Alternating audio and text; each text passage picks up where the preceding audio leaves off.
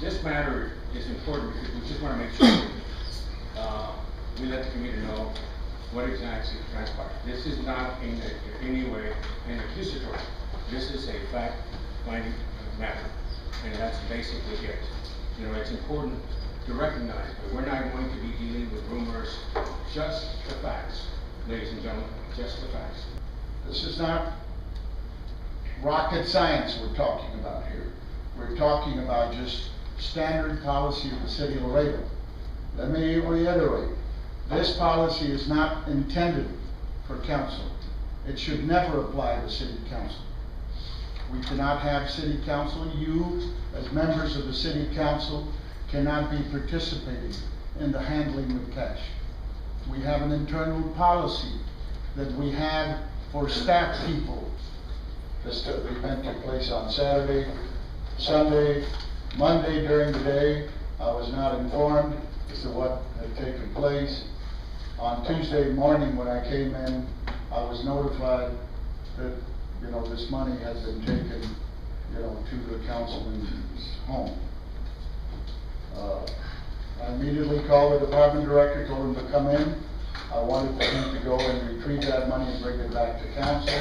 I mean to City Hall, so we could count and then deposit in our bank. At 11:20, I talked to the councilman. I asked him that I needed for the money to be returned to City Hall. We started counting the money. There was other things that took place in the counting room. I will go into other details related to this. I wanted to make sure that the applications that we had, and there was another outlet by the name of Cyclomania, where people were pre-registering and being able to register for the event. I wanted to make sure that whatever they had, whatever we had, were pre-applications, but that the money reconciled. Not known to me, at that time there was a conversation that was taking place, Cyclomania, about additional monies, how much money he had. From what I understand, it was an initial amount of $650. I had a discussion with Councilman San Miguel at City Hall around 2 o'clock, and then later on that afternoon, the person from Cyclomania came in and deposited not only $650, but $2,300. Now, there's other things that have to be considered here. I know that at that point, some of the people at Parks and Leisure had called Cyclomania and told them not to be able to release the money to anybody. That, you know, they ought to be able to hold it. But it does not sit well with me is why did he not divulge that there was not only $650 but an additional $2,300. Sergeant Guzman found and everything that they've gone through. And I don't mean to undermine you, Mr. City Manager, but I feel responsible. I feel responsible for what happened because I didn't know. I thought the monies would be safest with me. That's what I felt. I felt that I had organized the event, spent a lot of time on this event, and you would be going to the charities, and so I thought it safest with me.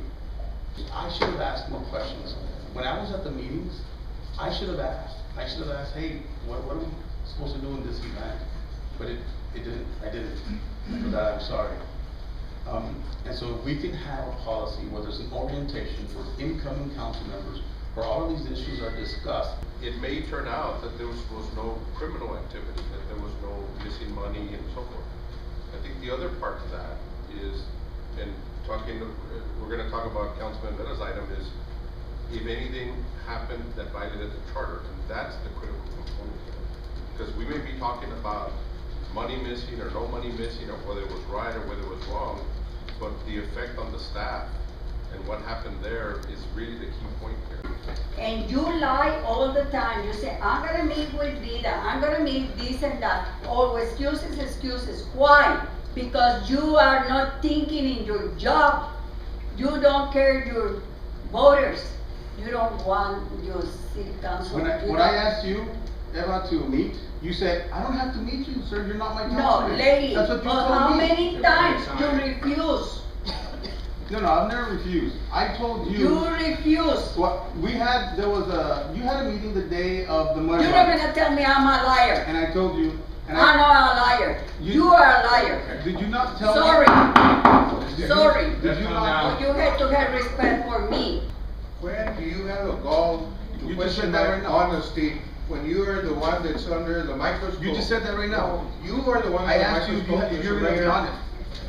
You said you weren't an You're elected official. ridiculous. You're great at putting the blame on everybody. I've never seen an elected official like you. And that's why we don't want you there. Really? Never. The old party were I don't know if that's a angels. compliment or what you're trying to say. Well, you're an educated man. You take it whichever way your conscience directs you. We are all aghast at what has happened here. There's a section in the charter for forfeiture of office. We think that that needs to be enforced because Mr. San Miguel has forfeited his office. There's been violations of conduct, of the conduct code, of conflicts of interest, of nepotism. So it's time that he remove himself. But a lot of the issues, Dr. Farias, are not issues that really the council can address. Now, do we agree with them or do we condone them personally? There's been a lot of times that probably not, and we probably have conversations with the councilman directly on those issues. So I just wanna make it clear to the public, because there's this perception that we're a do-nothing council, but that's not the case. The That is not. perception is there for a reason. I agree with what Councilman Mike Garza said. You know, we owe it to the citizens of District 6 to decide what they wanna do, because they put them in office. And I'm not gonna sit here and pass judgment, because they're the ones that elected them, and if they wanna handle it anyway, it's their choice.